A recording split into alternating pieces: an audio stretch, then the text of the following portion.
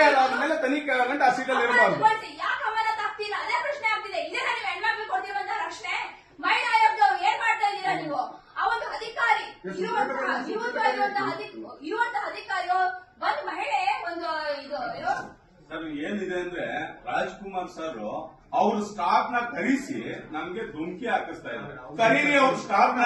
ಅವ್ರು ಏನಂತಾರೆ, ನಾವು ಕೇಳ್ತಾ ಇರೋದು ಈ ಏನ್ ಕಾನೂನು ರೀತಿಯಲ್ಲಿ, ನಾವು ಕಾನೂನಿಗೆ ದೊಡ್ಡವರಲ್ಲ, ಕಾನೂನಿಗೆ ಇದು ಮಾಡೋರಲ್ಲ, ನಾವು ಕಾನೂನಲ್ಲಿ ಏನು FIR ಆಗಿದೆ, ರಾಜ್ಕುಮಾರ್ ಸರ್ಗೆ ಏನ್ FIR ಆಗಿದೆ, ಅವರು FIR ಆಗಿದ್ರು, ಅವರು ಸೀಟ್ ಅಲ್ಲಿ ಕೂತಿರೋದ್ರಿಂದ ನಾವು ಕೇಳ್ತಾ ಇರೋದು ರಾಜ್ಯ ಸರ್ಕಾರ ಮಾನ್ಯ ರಾಮಲಿಂಗಾರೆಡ್ಡಿ ಸಾರಿಗೆ ಸಚಿವ ರಾಮಲಿಂಗಾರೆಡ್ಡಿ ಅವರಲ್ಲಿ ನಾವು ಮನವಿ ಕೇಳ್ತಾ ಇರೋದು, ಸರ್ ಇವರು ಒಂದು FIR ಆಗಿ ತನಿಖೆ ಹಾಕಿ ಕೋರ್ಟ್ ಅಲ್ಲಿ ಸ್ಟೇ ತಂದಿರೋ ಅಂತ ಅಧಿಕಾರಿಗಳು ಒಂದು ಜಾಗದಲ್ಲಿ ಕೂತ್ಕೊಂಡು ಕೆಲಸ ಮಾಡ್ತಾರೆ ಅಂದ್ರೆ ನಿಮ್ಮ ಕುಮ್ಮಕ್ಕು ಇನ್ನೆಷ್ಟಿದೆ, ಅವರ ಪ್ರಭಾವಿ ಇನ್ನೆಷ್ಟಿದೆ, ಅವರ ಅಧಿಕಾರಿಗಳನ್ನ ಕರೆಸಿ ನೀವು ಮಾಡ್ತಾ ಇರೋ ತಪ್ಪು ಅಂದ್ರೆ ನಾವು ಹೋರಾಟ ಮಾಡೋದೇ ತಪ್ಪ? ಏನಾದ್ರೂ ಇದೆಯಾ? ಆ ಕಾನೂನು ಹೋರಾಟ ಮಾಡಬಾರ್ದು ಅಂತ ಅವ್ರ ಅಧಿಕಾರಿ ಗವರ್ಮೆಂಟ್ ಅಧಿಕಾರಿ ಬಂದು ಲೈವ್ ಮಾಡೋಂಥದ್ದೇನು, ನಮ್ಮ ಧಮಕಿ ಹಾಕಂತದ್ದೇನು? ಇನ್ನೊಂದೇನಂದ್ರೆ ಯಾವ ಹೆಣ್ಣು ಮಗಳು ಸಹ ನನ್ಗೆ ಹಿಂಗೆಲ್ಲ ಆಗಿದೆ ಅಂತ ಅನ್ಕೊಂಡು ಯಾರು ವಿಡಿಯೋಗಳು ಲೈವ್ಗಳು ಮಾಡಲ್ಲ.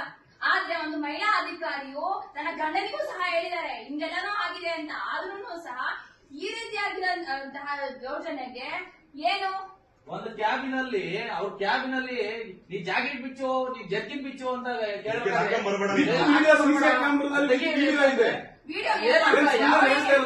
ನಾವು KRS ಪಕ್ಷದ ಮಹಿಳಾ ಸುಮ್ಮನೆ ಬಂದಿಲ್ಲ. ನಮ್ಮ ವ್ಯವಸ್ಥೆ ಹೇಗಿದೆ ಆರೋಪಿ ಭ್ರಷ್ಟ ವಿಕೃತಕಾಮಿ ಇದ್ರೂ ಸಹ ಅವರು ಸರ್ಕಾರಿ ಕೆಲಸದಲ್ಲಿ ಮುಂದುವರಿಬಹುದು. ಇದಕ್ಕೆ ಸಾಕ್ಷಿ ಇದೇ ಆಗಿದೆ. ಸೊ ದಯವಿಟ್ಟು ಇದಕ್ಕೆ ಸಂಬಂಧಪಟ್ಟಂತಹ ಸಚಿವರು ಇವ್ರನ್ನ ಅಮಾನತುಗೊಳಿಸಬೇಕು ಅಂತ ನಾನು ಕೇಳ್ಕೊಳ್ತಾ ಇದ್ದೀನಿ, ಮಹಿಳಾ ದಳದಿಂದ ಕೇಳ್ಕೊಳ್ತಾ ಇದ್ದೀನಿ. ಇವ್ರು ಇನ್ನೂ ಇದೇ ರೀತಿಯಾಗಿ ಇದ್ರೂ ಸಹ ಈ ರೀತಿಯಾಗಿ ಅಮಾನತುಗೊಳಿಸಬೇಕು. ತನಿಖೆ ಆಗೋವರೆಗೂ ಅವ್ರು ಏನಾಗಿದೆ ತನಿಖೆ ಆಗುವ ಅಮಾನತುಗೊಳಿಸಬೇಕು ಅಂತ ನಾನು ಹೇಳ್ತೇನೆ. ನಾನೇ ಆಗ್ತಾ ಇದ್ದೀನಿ ಇಂಥ ಅಧಿಕಾರಿಯು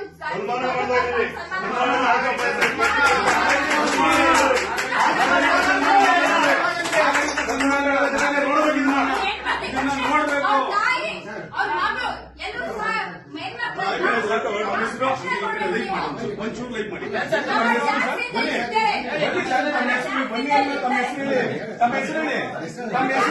ಐಡಿ ಕಾರ್ಡ್ ಆಚೆ ಹಾಕಿ, ನಿಮ್ ಐಡಿ ಕಾರ್ಡ್ ಆಚೆ ಹಾಕಿ. ನಾವೇನ್ ದೌರ್ಜನ್ಯ ಮಾಡ್ತೇವ, ನಿಮ್ ಸಾಹೇಬರು ನಾವೇನ್ ಗಲಾಟೆ ಮಾಡ್ತೇವೆ.